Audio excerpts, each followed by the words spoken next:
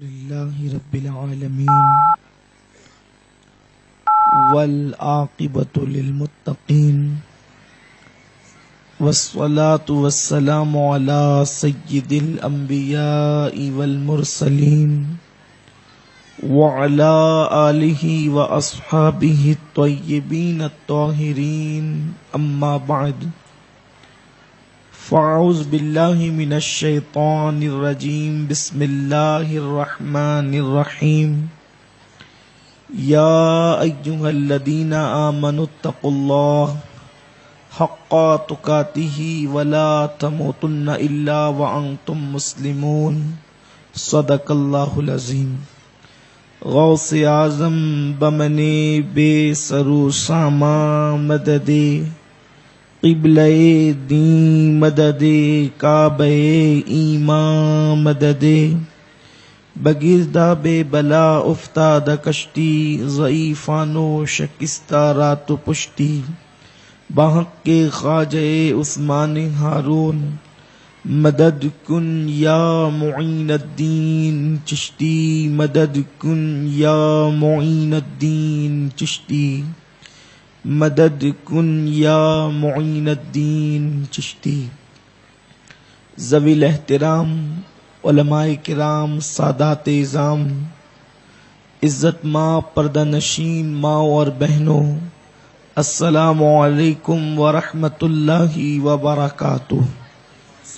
نہایت ادب اور احترام کے ساتھ ہم سب کے آقا و مولا شہریار ارم تاجدار حرم نو بہار شفاعت شب اسرا کے دولہا نوشے بزم جنت دانائے سبل مولائے کل ختم الرسل خسرو خوباں سیاح لامکاں وجہ کن فکاں در اللہ المکنون سر اللہ المخزون عالم ما کانا وما یکون آبو گلے انبیاء جانو دل اصفیاء مطلع ہر سعادت مقطع ہر سیادت ہم غریبوں کے غم گسار ہم فقیروں کے ثروت مصطفیٰ جان رحمت حضور احمد مجتبی محمد مصطفیٰ ارواحنا فدا صلی اللہ تعالی علیہ وسلم کی بارگاہ بے کس پناہ میں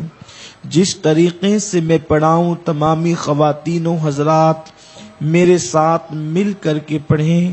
الصلاۃ والسلام علیک یا رسول اللہ، الصلاۃ والسلام علیک یا نبی اللہ، الصلاۃ والسلام علیک یا حبیب اللہ وعلی آلک واصحابک یا نور اللہ صلی اللہ تعالی علیہ وسلم۔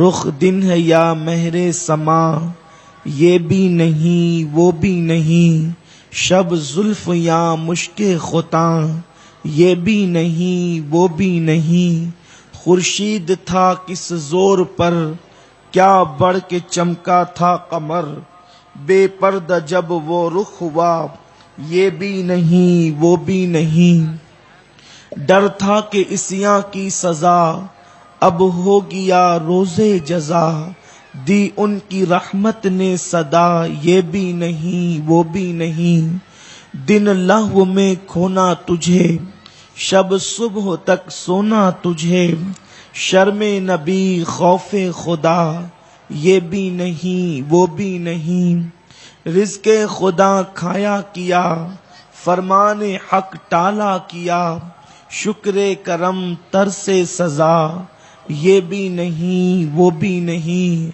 ہے بلبل رنگی رضا یا طوطی نغمہ سراب، حق یہ کہ واصف ہے تیرا یہ بھی نہیں وہ بھی نہیں۔ میرے پیارے آقا صلی اللہ تعالی علیہ وسلم کی کنیزوں، صبح سے لے کر اب تک عظیم مفکرین، خطبہ اور داعیان دین کے خطابات آپ نے سماعت فرما کر اپنے دامن کو گوہر مراد سے بھرنے کی سعادت حاصل کی ہے۔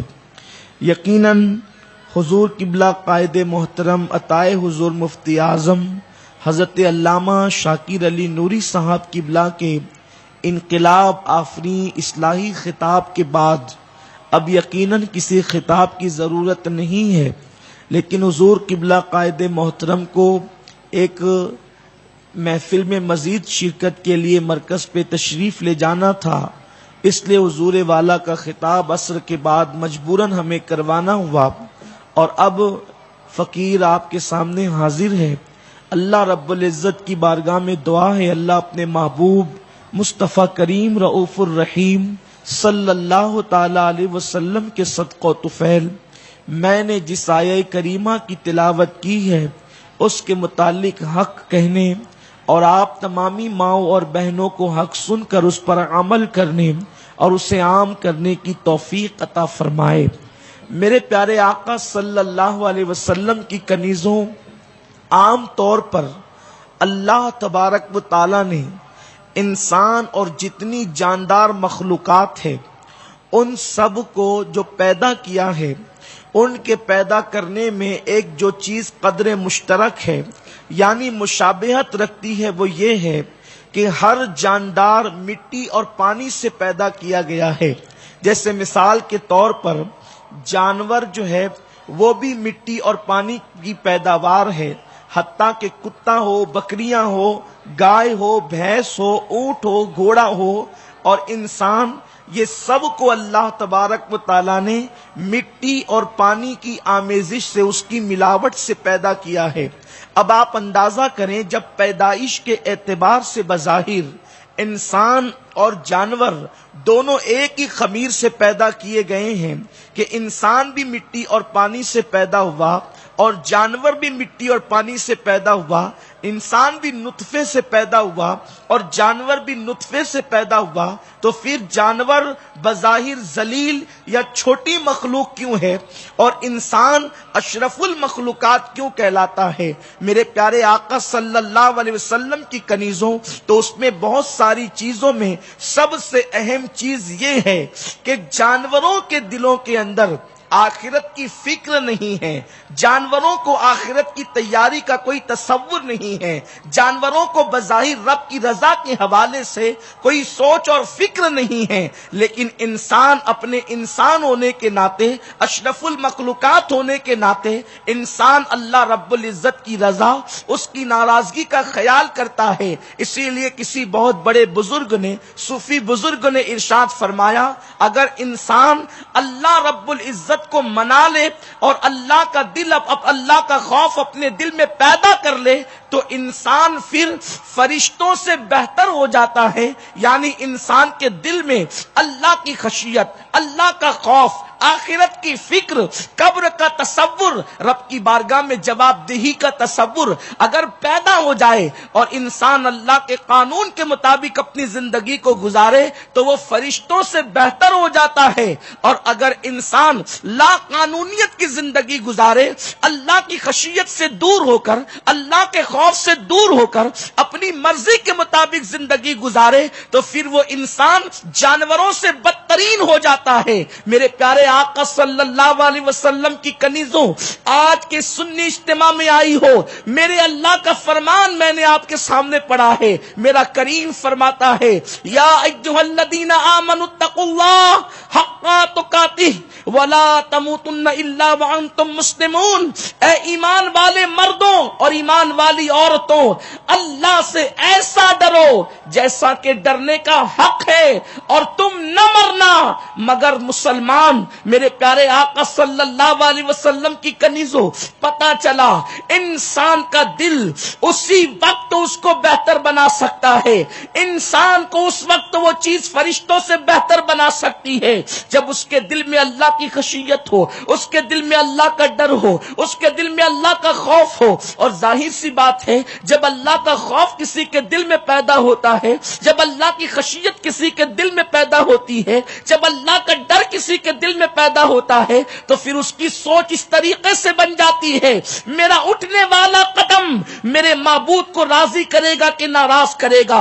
اس فکر کے ساتھ انسان قدم اٹھاتا ہے۔ اللہ اکبر۔ میرے پیارے آقا صلی اللہ علیہ وسلم کی کنیزوں، اس تناظر کے اندر اگر ہم خواتین اسلام کی زندگی کا جائزہ لیں، ہم خواتین اسلام کے شب و روز کو دیکھیں، ہم خواتین اسلام کی صبح و شام کو دیکھیں، اتنی غفلت نظر آ رہی ہے، اتنی سستی نظر آ رہی ہے، اتنی اللہ اکبر کاہلی نظر آ رہی ہے۔ آج عورتوں کی زندگی کا جائزہ لیا جائے، شرق سے لے کے غرب تک، شمال سے لے کے جنوب تک، اللہ اکبر، دنیا کے کسی بھی ملک کے اندر آپ جائیں، عرب کی زمین ہو یا عجم کی زمین ہو، ہند کی زمین ہو یا حرمین مقدسہ کی زمین ہو، آپ کسی بھی زمین پر جا کر کے دیکھیں یا وہاں کی معلومات حاصل کریں، مشرق ہو یا مغرب ہو، عورتیں اس قدر دین سے غافل ہو چکی، عورتیں مذہب سے اس قدر دور ہو چکی کہ اللہ اکبر، ان کی زندگی میں نہ خوف خدا ہے، نہ شرم نبی ہے۔ عورتوں نے اپنی زندگی کا مقصد صرف اچھے لباس کو سمجھ لیا ہے، اچھے زیورات کو سمجھ لیا ہے، اچھے مکان کو سمجھ لیا ہے۔ عورتوں کو بہتر غذا مل جائے، اچھے کپڑے مل جائے، اچھے زیورات مل جائے، یہی کل کائنات عورتوں کی بن چکی ہے۔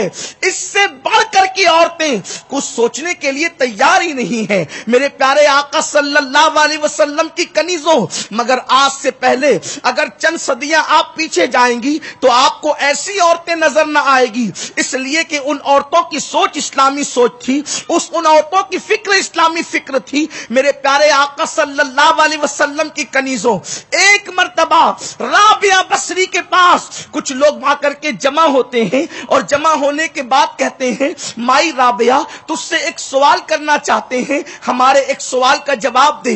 رابعہ سے پوچھنے والوں نے، رابعہ اللہ رب العزت نے عورتوں میں کسی نبی کو پیدا نہیں فرمایا، یعنی جتنے نبی ہوئے ہیں وہ سب کے سب مرد ہوئے ہیں، جتنے رسول ہوئے ہیں وہ سب کے سب مرد ہوئے ہیں، کوئی عورت کو نبوت کا درجہ نہ ملا، کوئی عورت کو رسالت کا درجہ نہ ملا، اور درجہ نبوت اور رسالت سے بڑھ کر کوئی درجہ بندوں کے لیے نہیں ہو سکتا۔ اللہ اکبر۔ رابعہ نے برجستہ جواب دیا، بے شک کوئی عورت نبی نہ ہوئی، کوئی عورت رسول نہ ہوئی، یہ اللہ رب العزت کا قانون ہے، اس کی حکمت بالغہ ہے، مگر جتنے نبی پیدا ہوئے ہیں وہ کسی نہ کسی ماں کی گود میں پیدا ہوئے ہیں۔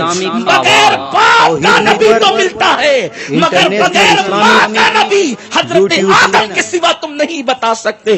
بغیر باپ بغیر ماں کا نہ رسول تم حضرت اللہ اکبر کائنات کے اندر نہیں دکھا سکتے۔ ہر نبی کی پرورش ماں کی گود میں ہو رہی ہے، ہر رسول کی پرورش ماں کی گود میں ہو رہی ہے۔ میرے پیارے آقا صلی اللہ علیہ وسلم کی کنیزوں، وہ فکر کہاں چلی گئی؟ آج عورتیں زیورات سے اوپر اٹھ کر کے سوچتی ہی نہیں، آج عورتیں لباس سے اوپر اٹھ کر کے سوچتی ہی نہیں۔ عورتوں کی سوچ کتنی محدود ہو چکی ہے، عورتوں کی فکر کتنی محدود ہو چکی ہے۔ اللہ کا وہ خوف جو خواتین اسلام کے دلوں کے اندر تھا، اللہ کا وہ خوف، قبر کی تیاری کا وہ جذبہ جو عورتوں کے اندر موجود تھا، آج عورتوں کے اندر نظر نہیں آتا۔ قبر کو بھول چکی ہے عورتیں، قبر کو بھولنے کی وجہ سے اللہ اکبر آج عورتیں بیوٹی پارلر کی زینت بن رہی ہے۔ قبروں کو بھولنے کی وجہ سے عورتیں آج اپنے جسموں کا مساج کرا رہی ہے۔ قبروں کو بھولنے کی وجہ سے آج عورتیں حرام لقموں کی طرف اپنے قدم کو بڑھا رہی ہے۔ میں آپ سے پوچھنا چاہتا ہوں، اپنے جسم کا مساج کروانے والی عورتیں اگر قبر کا تصور کر لیتی تو اللہ کی نافرمانی کرتے ہوئے جو تم اپنے جسم کے مساج کے بہانے اپنے جسم کو راحت اور آرام پہنچانا چاہتی ہو، میری بہنوں، اسی جسم کو تو قبر کی کیڑوں کی غذا بننی ہے، قبر کے بچھوؤں کی غذا بننی ہے، قبر کے سانپوں کی غذا بننی ہے۔ اللہ اکبر۔ اس وقت تمہارا کیا بنے گا؟ اس وقت تمہارا حال کیا ہوگا جب تمہارا جسم قبر کے کیڑوں کی غذا بنے گا، قبر کے سانپ اور بچھوؤں کی غذا بنے گا۔ آج یہ میں تمہیں بتاؤں، میرے آقا مصطفیٰ کریم رؤوف الرحیم صلی اللہ علیہ وآلہ وسلم ارشاد فرماتے ہیں، میں نے جہنم کے اندر ایک گڑھا دیکھا. صادق و مصدوق نبی صلی اللہ علیہ وسلم فرماتے ہیں میں نے جہنم کے اندر ایک گڑھا دیکھا. اس گڑھے سے بڑی بدبو آ رہی تھی اور اس گڑھے کے اندر شور و غوغا ہو رہا تھا. اس گڑھے کے اندر چیخ و پکار مچی ہوئی تھی, آؤ فغا ہو رہی تھی. میری مائیں اور بہنیں ذرا دل کے کانوں سے سنیں. سنی دعوت اسلامی کے اجتماع کا مقصد صرف عورتوں کی بھیڑ اکٹھا کرنا نہیں. سنی دعوت اسلامی کے اجتماع کا مقصد صرف سروں کی کاؤنٹنگ نہیں. سنی دعوت اسلامی کے اجتماع کا مقصد دلوں کا انقلاب ہے. سنی دعوت اسلامی کا مقصد عشق رسول کے حوالے سے انقلاب ہے. سنی دعوت اسلامی کا مقصد تجدید وفا کا اعلان ہے. سنی دعوت اسلامی کے اجتماع کا مقصد بھولے ہوئے سبق کو یاد دلانا ہے. سنی دعوت اسلامی کا مقصد عورتوں کی عزت کو تحفظ دینا ہے. سنی دعوت اسلامی کا اجتماع کا مقصد آخرت کو یاد دلانا ہے. سنی دعوت اسلامی کے اجتماع کا مقصد اللہ کے بندے جو اللہ سے دور ہو چکے ہیں, اللہ اور بندوں کے درمیان صلح کرانا ہے, ان کو اللہ کی رحمتوں سے قریب کرنا. یہ سنی دعوت اسلامی کے اجتماع کا مقصد ہے. مصطفیٰ جان رحمت کی بھولی بھالی امت دنیا کی رنگریلیوں میں جو میرے آقا مصطفیٰ جان رحمت سے دور ہو چکی ہے, اللہ اکبر, اس قوم کو پھر ان بھٹکے ہوئے آہو کو سوئے حرم لے جانے کا پلان کرنا ہے. اس لیے کہ حضرت استاد زمن نے کہا تھا تیری وحشتوں سے اے دل مجھے کیوں نہ آر آئے, تو انہی سے دور بھاگے جس سے تجھ پہ پیار آئے. کتنے نادان ہے وہ دل جن کی وحشتیں یہ ہو گئی وہ مکین گنبد خضرا سے دور ہو رہے ہیں, مصطفیٰ جان رحمت سے دور ہو رہے ہیں. اے خاتون جنت کی کنیزوں, فیشن پرستی کے اندر ڈوب کر میرے اس نبی سے تم دور ہو رہی ہو جس نے پتھر کھا کر تمہیں نئی زندگی عطا کی ہے, تمہیں حیات نو عطا کی ہے. ارے دنیا نے تو تمہیں پیدا ہوتے ہی دفن کرنے کا رواج پیدا کر دیا تھا, لیکن وہ آمنہ کا لال تھا, وہ عبداللہ کا در یتیم تھا جس نے اس ماحول کے اندر پتھر کھا کر اعلان کیا تھا کہ میں بیٹیوں کا باپ بن کر کے آیا ہوں. جس کے گھر میں بیٹی پیدا اور وہ خوشی کرے میں اس باپ کو جنت کی بشارت دیتا ہوں, اس ماں کو جنت کی بشارت دیتا ہوں.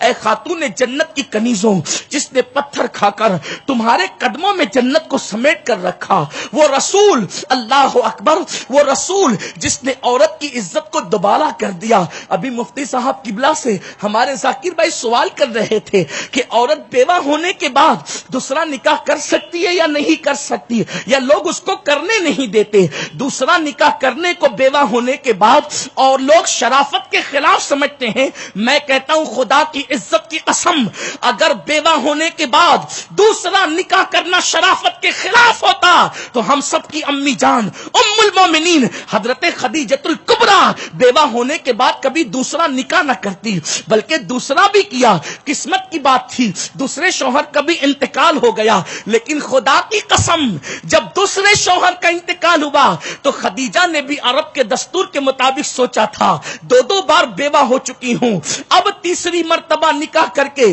کسی شوہر پر رونے کی ہمت نہیں. خدا کی قسم مصطفیٰ جان رحمت کا رخ والضحیٰ دیکھا تو ارادہ ہی بدل گیا, اور پھر اس 2 مرتبہ بیوہ ہونے والی خدیجہ کو میرے مصطفیٰ کریم صلی اللہ علیہ وآلہ وسلم نے سہاگن بنا کر تمام مومنین کی ماں تو بنایا, لیکن اس 2 بار بیوہ ہونے والی کو سہاگن بنا کر اتنا اونچا مقام عطا کر دیا کہ عرش کا مالک جبریل کے ذریعے سے خدیجہ کو سلام بھیجتا ہے. میرے پیارے آقا صلی اللہ علیہ وسلم کی کنیزوں, دراصل یہ جو خبط سوار ہے سیریلوں کا, یہ جو فلموں کا خبط سوار ہے, اللہ اکبر, یہ جو ناولوں کی نحوست تمہارے دل و دماغ میں بھر چکی ہے, وہ تمہیں جہالت کی طرف لے کر کے جا رہی ہے, جہالت کی وادیوں کی طرف لے کر کے جا رہی ہے. نکلو جہالت کی وادیوں سے, مصطفیٰ جان رحمت کی تعلیمات کی کی طرف آؤ، وہ حسین تعلیمات، وہ آفاقی تعلیمات جن تعلیمات کی طرح کوئی تعلیم دینے کا تصور نہیں کر سکتا، اس تہذیب کے حسن کی طرح کسی تہذیب کا حسن نہیں ہو سکتا۔ عرض یہ کر رہا تھا میرے پیارے آقا صلی اللہ علیہ وسلم کی کنیزوں، میرے غیب دا نبی صادق و مصدوق مصطفیٰ کریم رؤوف الرحیم صلی اللہ علیہ وسلم ارشاد فرماتے ہیں، میں نے جہنم کا مشاہدہ کیا تو میں نے کیا دیکھا کہ جہنم کے اندر ایک گڑھے سے شور شرابے کی آواز آ رہی ہے، آہو فغاں کی آواز آ رہی ہے، چیخو پکار کی آواز آ رہی ہے۔ میں نے جبریل سے پوچھا، اے جبریل، اس گڑھے سے جو اتنی بدبو آ رہی ہے، یہاں سے چیخو پکار کی آواز کی وجہ کیا ہے؟ آہو فغاں کی وجہ کیا ہے؟ چلاہٹ کی وجہ کیا ہے؟ تو جبریل امین عرض کرتے ہیں، یا رسول اللہ صلی اللہ تعالی علیہ وسلم، یہ آپ کی امت کی وہ عورتیں ہیں، وہ لڑکیاں ہیں، جب یہ سنگھار کرتی تھی تو سنگھار کرنے میں ناجائز اجزاء کا استعمال کرتی تھی، ناجائز طریقوں کا استعمال کرتی تھی، یعنی یہ ناجائز اشیاء سے اپنے آپ کو زینت دیا کرتی تھی۔ کہاں گئی وہ خواتین آج جو خوبصورت بننے کے چکر میں اپنے بھووں کو اکھاڑ دیتی ہے، ابرو بنا رہی ہے میری بہنیں؟ اے میری بہن، اللہ کے بنائے ہوئے ابرو تجھے پسند نہ آئے جو تو بیوٹی پارلر میں جا کر کے ابرو بنا رہی ہے؟ کہاں گئی میری بہنیں؟ اللہ اکبر، جو اللہ رب العزت کی دی ہوئی خوبصورت آنکھوں کو اللہ اکبر رنگین لینس لگا کر اپنی آنکھوں کو خوبصورت بنا رہی ہے، خدا کی عزت کی قسم، میرے اللہ کے حسن کا جو دیا ہوا حسن ہے، اس حسن کے مقابلے میں کوئی حسن نہ ٹک سکتا ہے، نہ رہ سکتا ہے۔ اپنے چہروں پر ناجائز و حرام اشیاء ملے ہوئے کریم مل کر کے اترانے والی خواتین کو قرآن کی وہ آیتیں سنا دو جس میں میرے اللہ نے ارشاد فرمایا، قیامت کے دن گنہگاروں کے گناہوں کا اثر ان کے چہروں پر ظاہر ہوگا اور ان کے چہرے اتنے سیاہ ہو جائیں گے، اتنے کالے ہو جائیں گے، ایسا لگے گا کہ جیسے کالی بدلی ان کے چہروں پر کسی نے پوت دیا ہے، ان کے منہ پر کسی نے مل دیا ہے۔ میرے پیارے آقا صلی اللہ علیہ وسلم کی کنیزوں، میرے آقا مصطفیٰ جان رحمت صلی اللہ علیہ وآلہ وسلم نے آج سے 1450 سال پہلے عورتوں کو پیغام عطا فرمایا، اگر زینت کرنے میں تم نے ناجائز و حرام چیزوں کا استعمال کیا تو جہنم کے اس بدبودار گڑھے میں گرنے کے لیے تیار ہو جاؤ، جہنم کے اس خطرناک گڑھے کے اندر گرنے کے لیے تیار ہو جاؤ۔ میرے پیارے آقا صلی اللہ علیہ وسلم کی کنیزوں اتنی نازک ہو کہ تم تو اگر بتی یا موم بتی کا چٹکا برداشت نہیں کر سکتی، جب ناجائز و حرام چیزوں سے اپنے بناؤ سنگھار کرو گی، کبھی نک پالش لگا کر کے ناجائز چیز کا استعمال ہو رہا ہے، کبھی ہونٹوں پر سرخیاں لگا کر ناجائز چیزوں کا استعمال ہو رہا ہے، ایک فکر اور عورتوں کی ہوتی جا رہی ہے، چلو دیندار بھی بنے اور گنہگار بھی بنے۔ بڑی معذرت کے ساتھ آج میں اپنی بہنوں کو ایک پیغام دینا چاہتا ہوں، بہت سنجیدگی کے ساتھ میری بہنیں سننا، میرے پیارے آقا صلی اللہ علیہ وسلم کی کنیزوں، آج عورتوں کی فکر بن رہی ہے، بلکہ مردوں کی بھی، جب مرد ہوں گے تو ان سے بات کی جائے گی، لیکن آج گفتگو تو آپ سے کرنا ہے۔ میرے پیارے آقا علیہ السلام کی کنیزوں، آج عورتوں کی ایک فکر بن رہی ہے، دیندار بھی بنے اور گنہگار بھی بنے، یعنی دونوں ساتھ ساتھ چلتا رہے۔ یاد رکھنا، جو دیندار ہوگا وہ کبھی گنہگار نہیں ہوگا، اور جو گنہگار ہوگا وہ کبھی دیندار نہیں ہوگا۔ آپ سوچیں گے کہ یہ کیا فلسفہ ہے کہ دیندار بھی بنے اور گنہگار بھی بنے، اس کا انکار کیوں کیا جا رہا ہے؟ دیکھو، عورتیں دیندار اور گنہگار کس طرح بن رہی ہیں۔ ایک تو یہ، پرس کے اندر پنسورا بھی ہوگا اور پرس کے اندر موبائل کے اندر ہیرو اور ہیروئن کی تصویر بھی ہوگی۔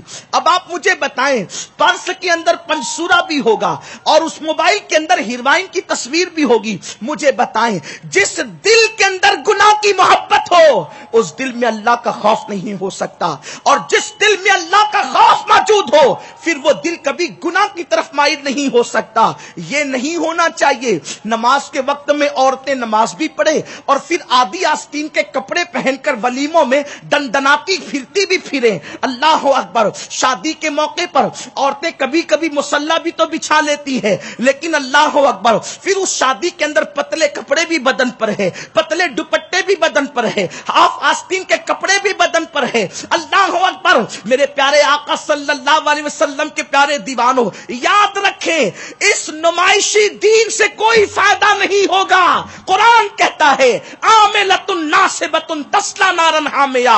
عبادت کر کے آئیں گے, محنت کر کے آئیں گے, پھر بھی جہنم میں داخل کیے جائیں گے. جسم کو سنوارنے والیوں اور دکھاوے کی عبادت کرنے والی عورتوں کو بتا دو, اللہ کو دکھاوا پسند نہیں. جس کی عبادتیں اس کو اللہ سے قریب نہیں کرتی, جس کی عبادتیں اس کو گناہوں سے دور نہیں کرتی, جس کی نمازیں اس کو گناہوں سے دور نہیں کرتی, جس کی نمازیں اس کو پاپ سے اور جرائم سے دور نہیں کرتی, وہ عبادتیں انسان کو اللہ سے دور کر دیا کرتی ہے. اب اگر تم نمازی بھی ہو اور سیریل بھی دیکھ رہی ہو, تم منصورہ بھی پڑھ رہی ہو اور موبائل کے اندر ہیرو اور ہیروئن کی تصویر بھی ہے, ہاتھوں میں تسبیح بھی ہے, فلم بھی دیکھ رہی ہو, قرآن کی تلاوت کی بات بھی ہے, جرائم کی طرف قدم بھی بڑھ رہے ہیں, اجتماعات میں پابندی سے شرکت بھی ہے, گناہ کا بھوت کبھی دل سے نکلتا نہیں. اس کا مطلب یہ ہے کہ اگر عبادات تمہیں گناہوں سے دور نہیں کرتے تو پھر وہ عبادتیں تمہیں اللہ سے دور کر دیتی ہیں. اس لیے کہ عبادت کی شان تو یہ ہے کہ عبادت کی برکت سے انسان کے دل میں اللہ کا خوف مزید سے مزید تر پیدا ہوتا ہے. بڑی معذرت کے ساتھ نماز بھی ہے, تلاوت قرآن بھی ایک حد تک ہے, عورتیں بہت ورد وظائف بھی کر رہی ہے, مردوں سے زیادہ روزے بھی رکھ رہی ہے, عورتیں کبھی 16 سیدوں کا روزہ بھی رکھ رہی ہے, پیر جمعرات کا روزہ بھی رکھ رہی ہے, لیکن سیریل نہیں چھٹتے, فلمیں نہیں چھٹتی, موبائل پر لمبی لمبی گفتگو نامحرموں سے نہیں چھٹتی.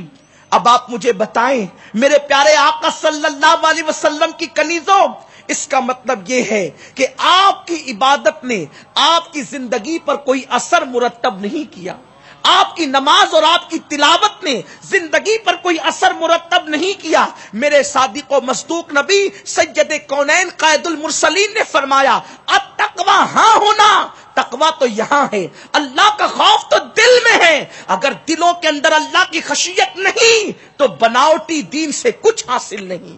میرے پیارے آقا صلی اللہ علیہ وسلم کی کنیزوں, بڑی معذرت کے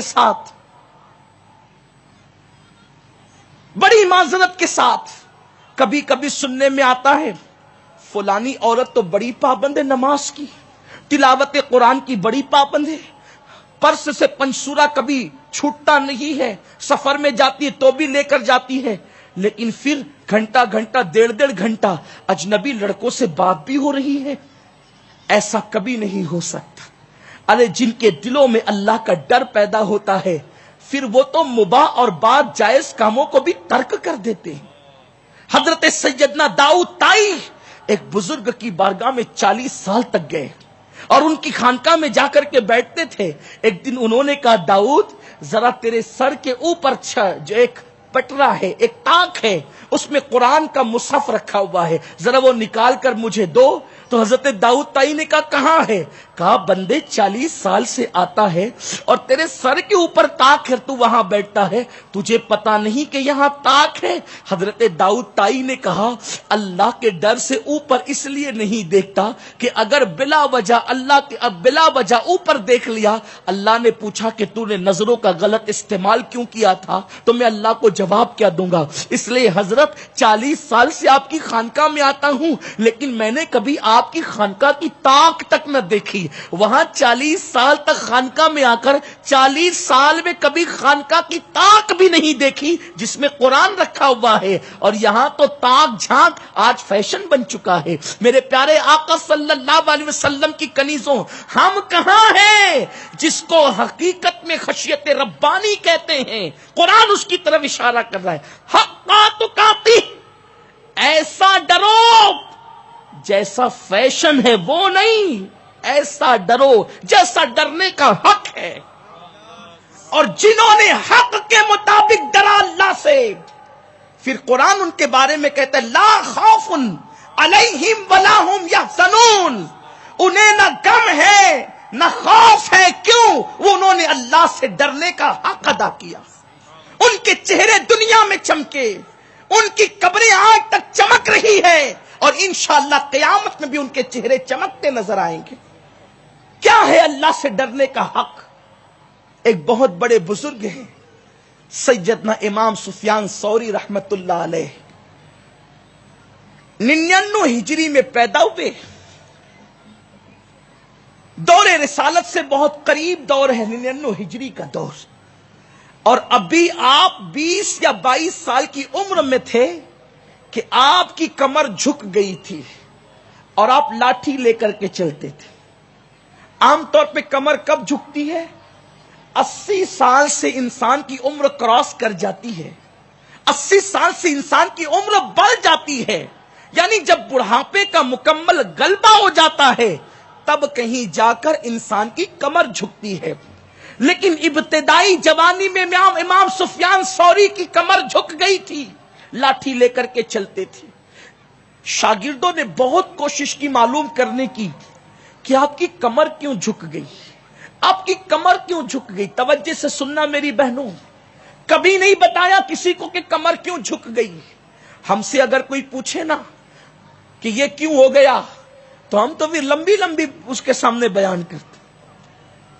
بلکہ عورتیں جب بیٹھتی ہیں تو کہتی ہیں الحمدللہ میں تو پیر کا بھی روزہ رکھتی ہوں، پھر جمعرات کا بھی رکھتی ہوں، یہ 13 14 15 کا بھی رکھ لیتے ہوں، پھر 16 سیدوں کا بھی رکھ لیتی ہوں، اور پھر میرے چلتے ہی رہتے ہیں.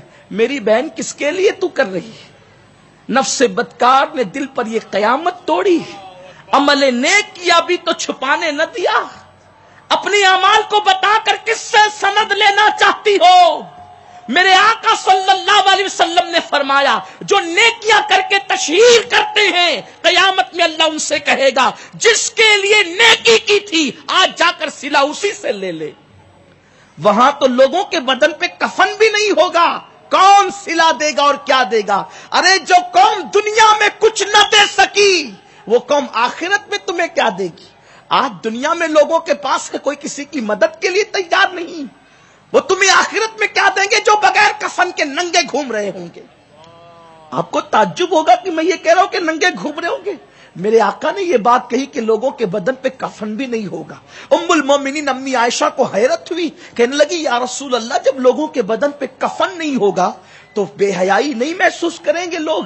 آقا فرماتے ہیں عائشہ اتنی گھبراہٹ ہوگی، لوگوں کو اپنے آپ کو دیکھنے کی فرصت نہیں ہوگی، وہ دوسروں کو کیا دیکھیں گے؟ عمل تو ہوتا نہیں، جو ہوتا ہے وہ بھی چھپایا نہیں جاتا. اللہ والوں کی شان تھی، ہم اپنے گناہوں کو جیسے چھپاتے ہیں وہ اپنی نیکیوں کو ایسے چھپایا کرتے تھے. امام سفیان ثوری کی کمر جھکنے کی بات بہت لوگوں نے پوچھی، کسی کو نہیں بتایا، چھپاتے رہے. ایک بڑا قریبی شاگرد تھا، لگا رہا موقع کی تلاش میں، پوچھتا تھا نہیں بتاتے تھے، پوچھتا تھا نہیں بتاتے تھے.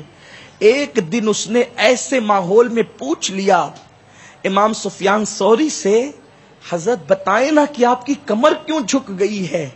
امام سفیان ثوری فرماتے ہیں میرے استاد تھے جنہوں نے 50 سال تک کے حدیث کا درس دیا تھا، اور جب 50 سال تک وہ حدیث کا درس دیتے رہے، نصف صدی تک، نصف صدی کوئی معمولی چیز ہوتی ہے.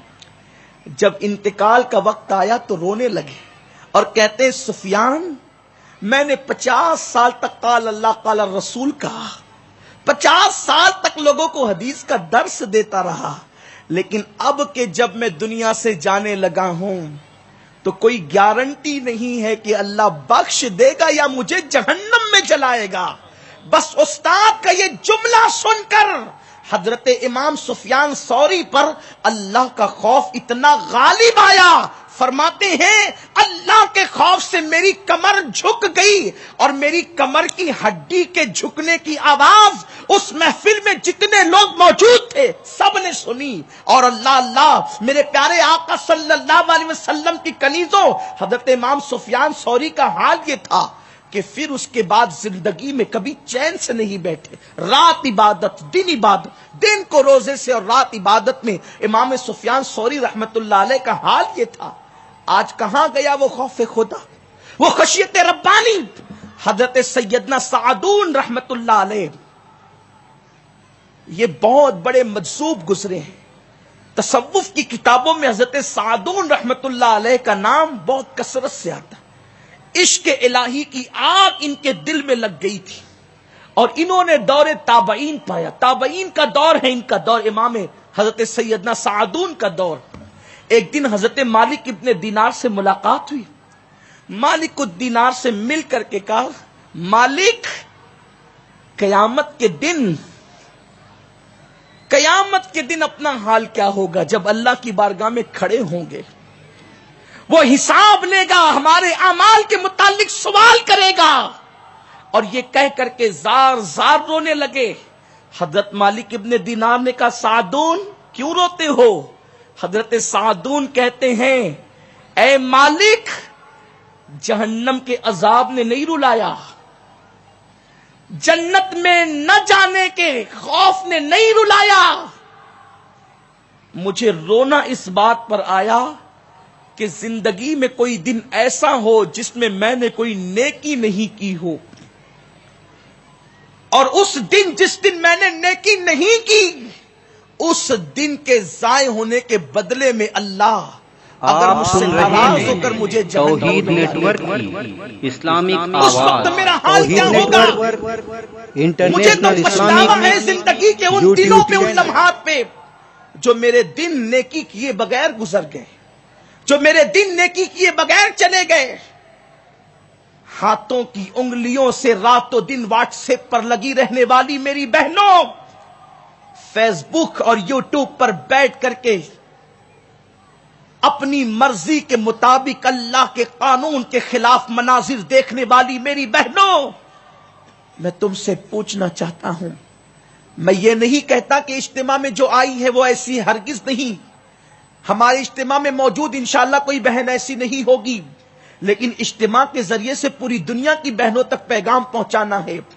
اپنے ہاتھوں کی انگلیوں سے فیس بک پر اجنبی لڑکوں کے ساتھ اپنی مرضی کے ساتھ گفتگو کرنے والی خواتین کیا یہ نہیں سوچتی؟ قرآن کا اعلان ہے، ہوا معکم اینما کنتم، تم جہاں کہیں ہو اللہ تمہارے ساتھ ہے.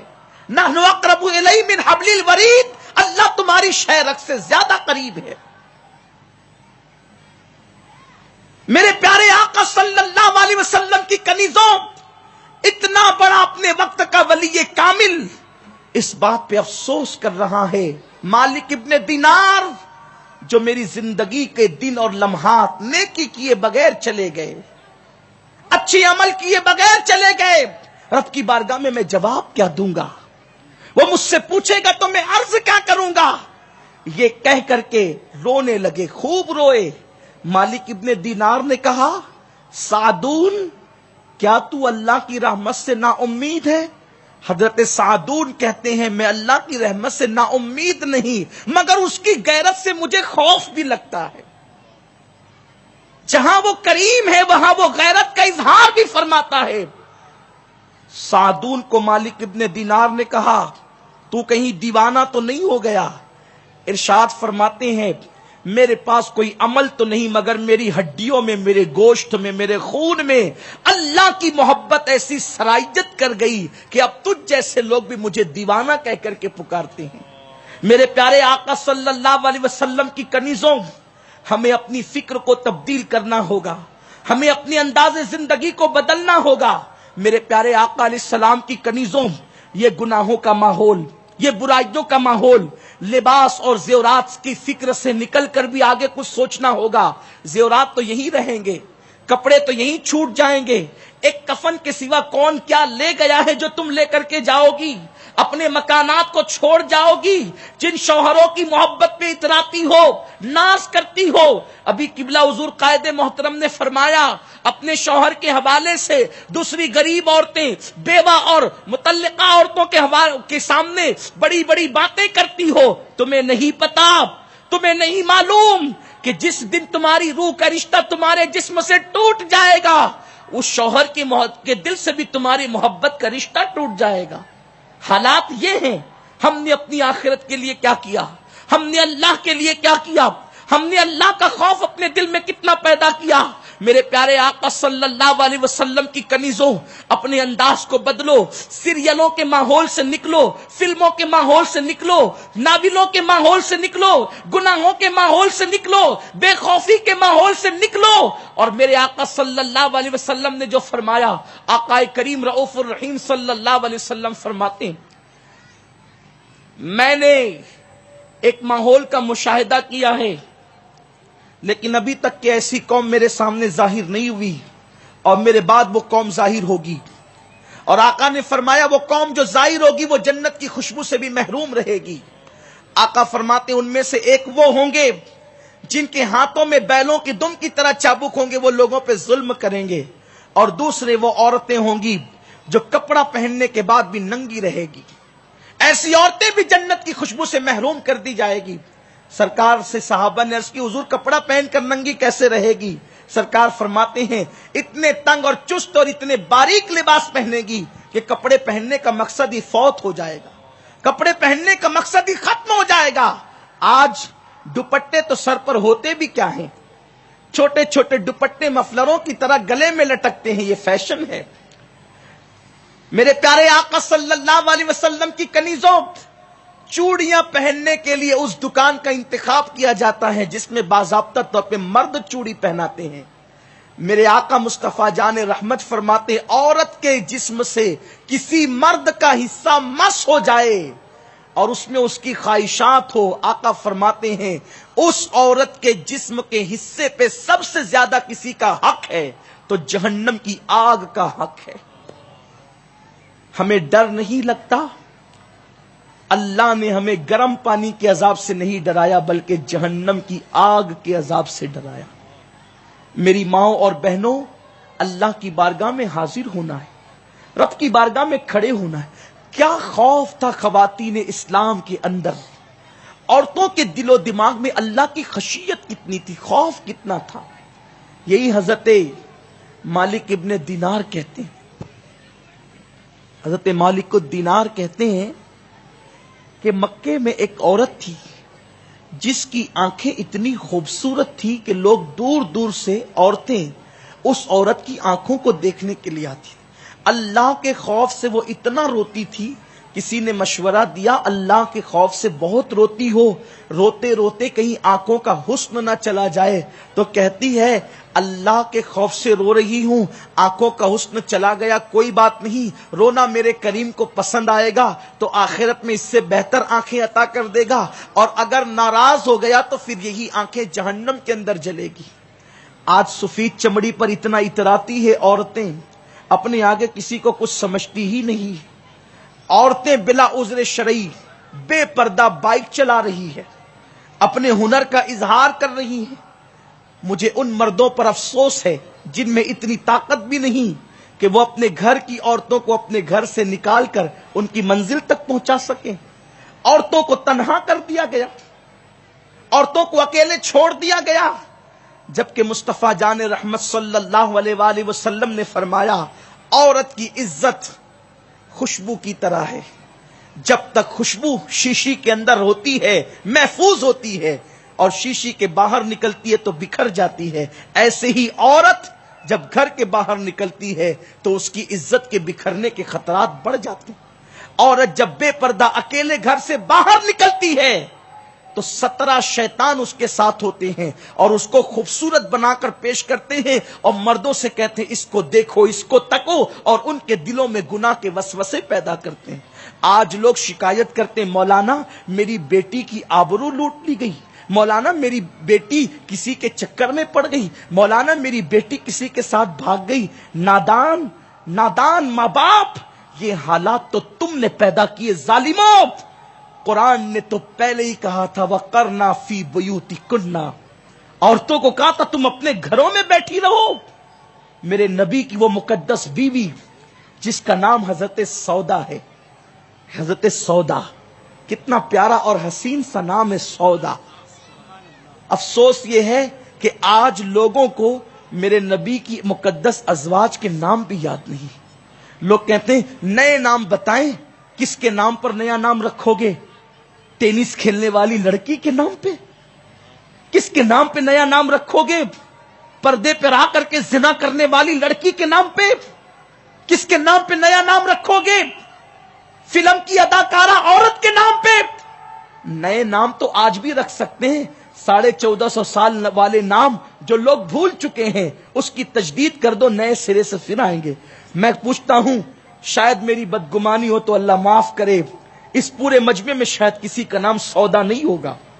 پھر لوگ کہتے ہیں نیا نام دیجیے، اور پھر میرے نبی کی مقدس بیوی کے نام پہ کوئی نام رکھے۔ خدا کی قسم، حضور کی بیویوں کے برابر کون ہو سکتا ہے؟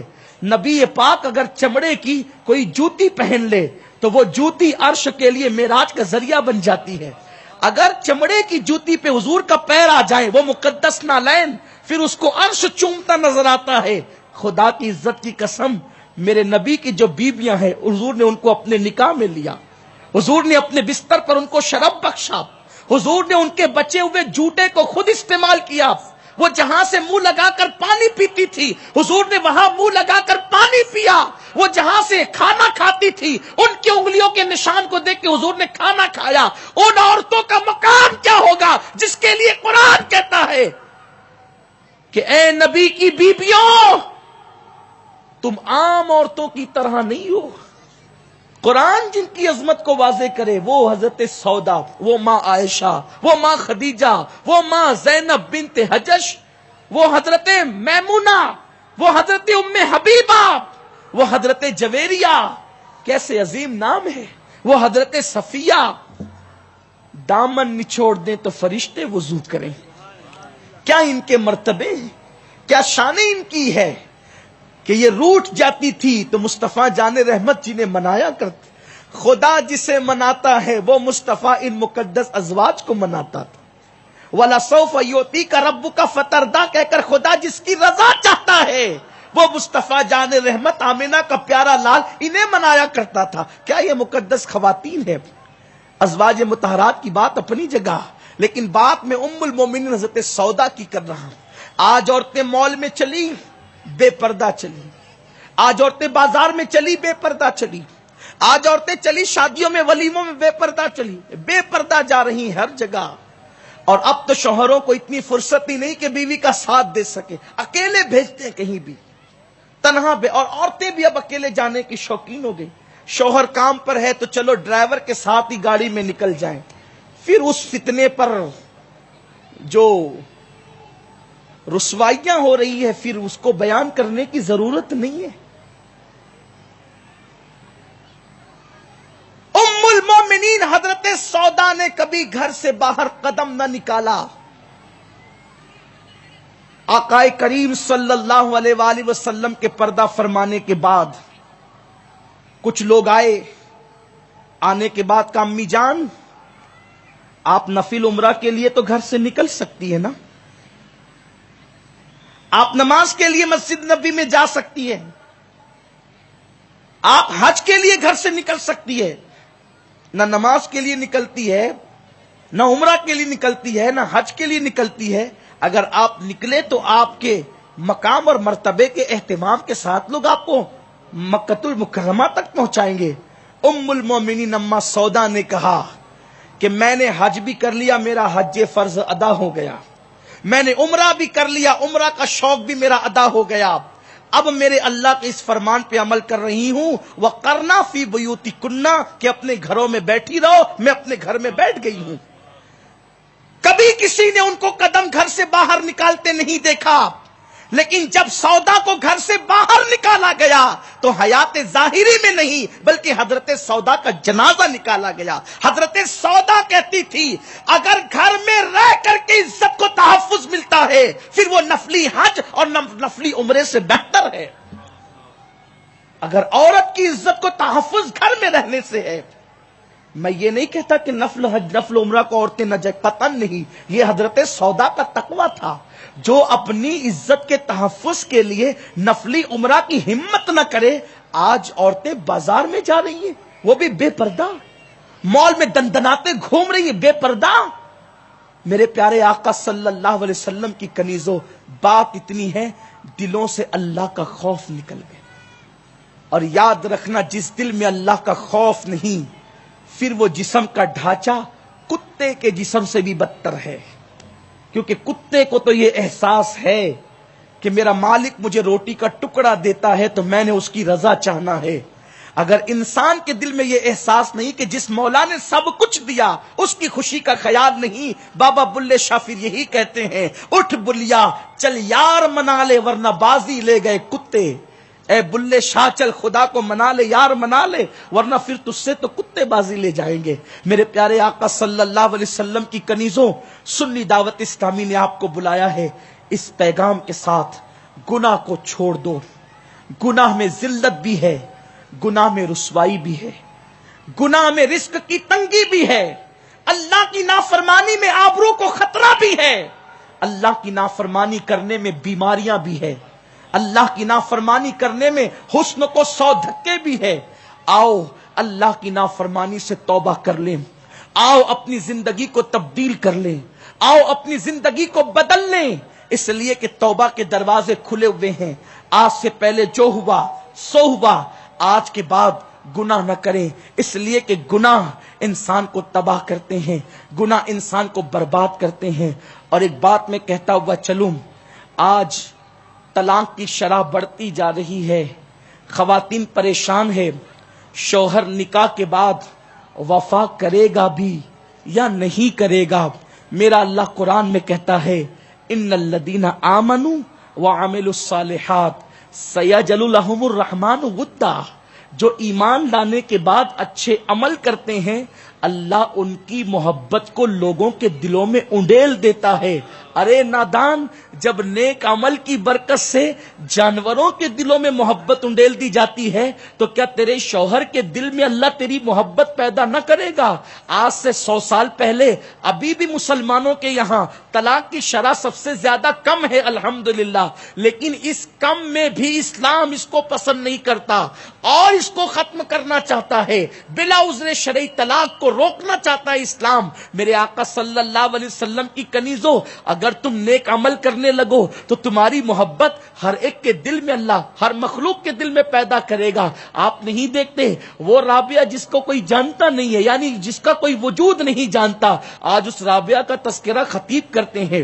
وہ سیدہ فاطمۃ الزہرا منبر پر جمعہ کے دن اللہ اکبر لوگ پابندی کے ساتھ خطبہ جمعہ میں ان کا نام لیتے ہیں، اور جب وہ مقدس اور معزز نام لبوں پر آتا ہے تو نگاہیں عقیدت سے جھک جاتی ہے. آخر اللہ اکبر اما عائشہ کے نام پر سورہ نور کی آیتیں ترانہ پڑتی ہوئی نظر آ رہی ہیں. آخر یہ بھی تو خواتین ہیں. میرے پیارے آقا صلی اللہ علیہ وسلم کی کنیزوں، دقیانوسیت والی سوچ سے نکلو، گناہوں کے خول سے نکلو، گناہوں کی گندگی سے نکلو. گناہوں میں کوئی لذت نہیں، گناہوں میں کوئی مزہ نہیں. اگر بننا ہے ٹینس کی ماہر لڑکی کی طرح نہ بنو، اگر بننا ہے سیریل اور فلموں کی اداکارہ کی نقل نہ کرو، اگر نقل ہی کرنا ہے تو میرے نبی کی اس شہزادی کی نقل تو کرو جس کے لیے اللہ اکبر جس کے گھر میں جبریل امین جیسا فرشتہ بھی اجازت کے بغیر داخل نہیں ہوتا. ذرا اس خاتون کی بھی تو نقل کرو. میرے پیارے آقا صلی اللہ علیہ وسلم کی کنیزوں، توبہ کرو، اللہ توبہ کو قبول کرے گا. اور یہ جو طلاق وغیرہ کی بلا عذر شرعی جو نحوست کے اندر عورتیں آج مبتلا ہو گئی، ادھر سے 6 مہینے شادی ہوئی طلاق ہو گیا، 3 مہینے شادی کو ہوئے طلاق ہو گیا، ہاتھوں کی مہندی بھی نہیں چھٹی طلاق ہو گیا. 200 سال پیچھے جائیے، کبھی آپ کو طلاق ایسا نظر نہیں آئے گا. خال خال کہیں عذر شرعی کی بنیاد پہ طلاق ہوتا تھا، بلکہ لوگوں کے دلوں میں محبت اتنی تھی، بیوی جب تک جیتی تھی اس کے چہرے پہ جھریاں نہیں دیکھی جاتی تھی، بلکہ اس کے ساتھ وفا کے معاملات نبھائے جاتے تھے. ارے مرنے کے بعد بھی آہو خانے بنا کر کے جسم کو محفوظ رکھنے کی کوشش کی جاتی تھی، اور اس کے بعد تاج محل میں حسین و جمیل قبر بنا کر بتایا جاتا تھا کہ مسلمان وہ وفا کرتا ہے، جیتے جی ہے تو بھی اس کو اپنے گھر میں رکھتا ہے، اور انتقال کر جائے تو پھر اس کے لیے بھی کوئی محل بناتا ہے. ایسی کوئی مثال تو دنیا میں کسی کی نہ ملے گی. لوگوں نے زندوں کے لیے تو محل بنائے ہیں، لیکن مردہ بیویوں کے لیے محل بنانے کا دل اور تصور مسلمانوں کے سوا کس کے پاس ہے؟ میرے پیارے آقا صلی اللہ علیہ وسلم کی کنیزوں، لیکن یہ محبت کب تک تھی؟ اس وقت تک جب عورتیں محبت سے شادی کے بعد کرتی تھی. توجہ کریں، عورتوں کی محبت جب صرف شادی کے بعد تھی تو یہ محبت ہمیشہ رہتی تھی. اب شادی سے پہلے بھی محبت ہونے کا تصور آ گیا تو پھر تباہی مچ گئی، واہی تباہی مچ گئی. آؤ میری بہنوں، احساس کرو اور یاد رکھنا، جاتے جاتے اختتام پر جو میں ہر اجتماع میں آپ لوگوں کو درس دیتا ہوں، آج اختتام پر چند جملے کہتے ہوئے رخصت ہو جاتا ہوں. اگر کوئی زیور کی لالچ دے کر، خوبصورت کپڑوں کی لالچ دے کر، بائک پر گھمانے کی لالچ دے کر، گھر بہتر بنانے کی لالچ دے کر، شادی رچانے کی لالچ دے کر، تمہیں محبت کا جھانسا دے کر تمہارے جسم کا سودا کرنے کی کوشش کرے، خدا کے لیے عورت کی آبرو سے بڑھ کر کیا چیز ہو سکتی ہے؟ میری بہنوں، آج کل کے نفس کے خواہشات کے اندر مبتلا مرد بھوروں کی طرح اور تتلیوں کی طرح ہے.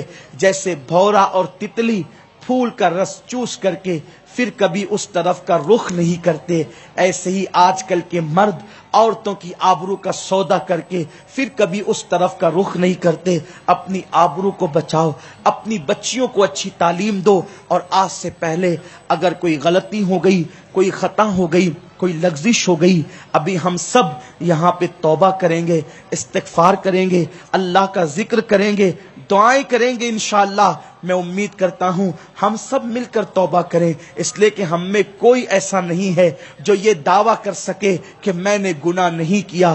ہم سب گنہگار ہیں، لیکن توبہ کے دروازے میرے اللہ نے کھول رکھے ہیں.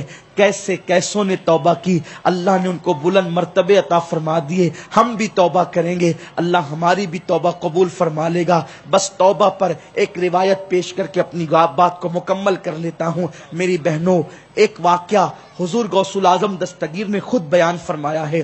واقعہ یہ ہے، دل سے سننا، بہت غور سے اسی پہ بات ختم ہوگی، اور سچی توبہ کر کے گھروں کو لوٹنا. لیکن سچی توبہ یہ نہیں کہ گالوں کو پیٹ جائیں، کانوں کو کھینچ جائیں، کانوں کو کھینچنا، گالوں کو پیٹنا، یہ سچی توبہ نہیں. سچی توبہ تو یہ ہے ایک مرتبہ گناہ کی گندگی سے نکل کر پھر دوبارہ اس راستے نہ جانا، اسی کو سچی توبہ کہتے ہیں. بزرگوں نے فرمایا بکری کے تھن سے دودھ نکلنے کے بعد دوبارہ اسی سوراخ سے کوئی دودھ کو اس راستے سے داخل نہیں کر سکتا.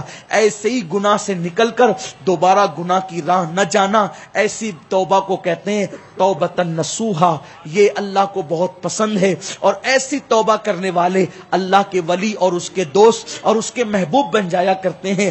غوث پاک نے جو حکایت بیان فرمائی ہے وہ یہ ہے، میرے مرشد غوث الاعظم دستگیر فرماتے ہیں بنی اسرائیل کے اندر ایک نوجوان تھا، بہت عبادت گزار تھا، اور اس نے کبھی اپنی خانقاہ، اپنا صومعہ چھوڑ کر باہر قدم نہیں نکالا. لیکن اللہ کی خفیہ تدبیر، ہمیشہ انسان کو اللہ سے ڈرتے رہنا چاہیے. اللہ کی خفیہ تدبیر، ایک مرتبہ اس نے گھر کے باہر قدم کیا نکالا، دیکھا کہ ایک عورت تھی، وہ فاحشہ تھی، بن سنور کر اپنے دروازے پہ بیٹھتی تھی. انتہائی حسن و جمال اس کے پاس تھا، بلا کا حسن اس کے پاس تھا، غضب کا حسن اس کے پاس تھا. جب بھی وہ کسی کو گناہ کی دعوت دیتی تو لوگ اس کو سونے کے 10 سکے دیتے تھے، پھر وہ اپنے جسم پر لوگوں کو قبضہ دیتی تھی۔ ایک دن ایسا ہوا، اس عابد نے دیکھا اور اس کے قریب گیا کہ یہ تو زنا کرواتی ہے، یہ تو پیسے لے کر زنا کرواتی ہے۔ ایک حدیث بیچ میں یاد آئی، دل کے کانوں سے سنیں اس حدیث کو۔ میرے آقا علیہ السلام فرماتے ہیں رات کے آخری پہر میں اللہ رحمت کے دروازے کھول دیتا ہے اور اللہ کا منادی ندا دیتا ہے کہ اللہ سب کی دعا قبول کرے گا اس وقت، لیکن 2 لوگوں کی دعا قبول نہیں کرے گا، ایک تو پیسہ لے کر زنا کرنے والی عورت اور دوسرا ظلمن لوگوں سے ٹیکس وصول کرنے والا مرد۔ اللہ ان دونوں کے سوا سب کی دعا قبول کرے گا، یعنی اس رحمت کے وقت بھی دعا ان کی قبول نہیں ہوتی۔ تو وہ عورت تھی جو سونے کے 10 سکے لے کر کے لوگوں کو زنا کے لیے اپنا جسم بیچتی تھی۔ اس عابد نے وہاں پہنچ کر کہا قیمت کیا ہے؟ اس نے کہا 10 سونے کے سکے۔ اس شخص کے پاس نہیں تھے، اس نے اپنے گھر کا سارا خانقاہ کا سامان بیچ دیا، 10 سکے لیا، اس کو دیا۔ اس کے پاس سونے کا پلنگ تھا، سونے کے پلنگ پر وہ عورت اس کو لے گئی۔ جیسے ہی زنا کی طرف یہ بڑھا، دل میں اللہ کے خوف نے انگڑائی لی اور اس کے ضمیر کو نے اس کو کچوکے لگانا شروع کیے۔ اللہ دیکھ رہا ہے تو کر کیا رہا ہے، رب کو تو جواب کیسے دے گا؟ بس اتنا سوچنا تھا۔ وہ کانپنے لگا اور دور ہٹا۔ یہ بھی بہت خوبصورت تھا۔ اس عورت نے پوچھا کون سی چیز تجھے روک رہی ہے اس کام سے؟ اس نے کہا میرے اللہ کا ڈر اور اس کا خوف مجھے روک رہا ہے۔ اللہ اکبر۔ اس عورت نے کہا کیا اس سے پہلے تو نے یہ نہیں کیا؟ اس نے کہا اس سے پہلے میں نے ایسا کام نہیں کیا، اب مجھے خوف ہوتا ہے، میں یہ کروں گا تو اللہ کو جواب کیا دوں گا؟ اس نے کہا چھوڑ یہ پرانی باتیں ہیں اور لذت اٹھا۔ اس نے کہا میری ہمت نہیں ہوتی، میں نے جو پیسے دیے وہ تیرے لیے حلال ہے، بس تو مجھے چلا جانے دے۔ اس عورت نے اس کو چلا جانے دیا۔ اس کے بعد اس کو احساس ہوا، بات دل سے نکلی اور دل میں اتر گئی۔ اس کو احساس ہوا وہ ایک مرتبہ زنا کرنے سے ڈرتا ہے، میں نے تو پوری زندگی زنا میں گزار دی، رب کو میں جواب کیا دوں گی؟ بس اس تصور کے ساتھ وہ گھر سے نکلی اور اس کے بعد اپنے خادمہ کو لے کر کے اور اس کے گھر کا پتہ پوچھتے ہوئے پہنچی۔ تو یہ نوجوان کو جب پتہ چلا کہ وہ فاحشہ عورت جو زنا کا کاروبار کرتی ہے وہ میرا پتہ پوچھ رہی ہے، تو جیسے ہی اس کو پتہ چلا عورت کا سامنا ہوا، چیخ مارا، زمین پہ گرا اور مر گیا۔ اس نے سوچا کہ میں تو یہ سوچ رہی تھی کہ اب نکاح کر کے حلال ذریعے سے اس مرد کے ساتھ زندگی گزاروں گی جو اتنا نیک اور پرہیزگار ہے، مگر افسوس کہ وہ مر گیا۔ لوگوں نے کہا اس کا ایک بھائی ہے اور وہ بھی اتنا ہی نیک ہے۔ وہ اس کے پاس پہنچی اور اس کے ساتھ نکاح کر کے رہنے لگی۔ اللہ کو اس کی توبہ کی ادا اتنی پسند آ گئی کہ اس کے بعد اللہ نے اس کو 10 بیٹے عطا فرمائے اور 10 کے 10 کو اس کی توبہ کی برکت سے مقام ولایت عطا فرما دیا۔ اے خاتون جنت کی کنیزوں، اللہ یہ نہیں دیکھتا کہ تمہارے پاپ کتنے ہیں، اللہ تو یہ دیکھتا ہے کہ تم اس کے در پر لوٹ کر کے آئے ہو۔ ہر جگہ سے بھاگا ہوا انسان جب لوٹ کر جاتا ہے تو ذلیل ہوتا ہے۔ گھر سے بھاگا ہوا گھر آئے گا تو ذلیل ہوگا، دکان سے بھاگا ہوا دکان آئے گا تو ذلیل ہوگا، وطن سے بھاگا ہوا وطن آئے گا تو ذلیل ہوگا، لیکن یہ میرے رب کا کرم ہے جب اس کا بھاگا ہوا بندہ یا اس کی بھاگی ہوئی کنیز جب اس کی چوکھٹ پر آتے ہیں تو وہ ذلیل نہیں کرتا بلکہ یہ کہہ کر ان کی عزت کو بڑھا دیتا ہے، ان اللہ یحب التوابین۔ جو پلٹ کر میری چوکھٹ پر آتے ہیں پھر میں ان کو اپنا محبوب بنا لیتا ہوں۔ میرے پیارے آقا صلی اللہ علیہ وسلم کی کنیزوں، آؤ توبہ کا وقت ہے، سچی توبہ کر لیتے ہیں، اپنے رب کو منا لیتے ہیں، رب کی رحمت کو منا لیتے ہیں، رب کی روٹھی ہوئی رحمت کو پھر سے منا لیتے ہیں۔ دوستوں کو منانا مشکل ہے، رب کو منانا آسان ہے، اس لیے کہ کسی کو بھی منانے کے لیے بڑے پاپڑ بیلنے پڑتے ہیں، مگر رب کو منانا ہو ندامت کے 2 آنسو بہا دو، آئندہ سچا وعدہ کر لو، میرا رب مان جاتا ہے۔ آئیے اس محفل کو تاریخی محفل بنا دیتے ہیں۔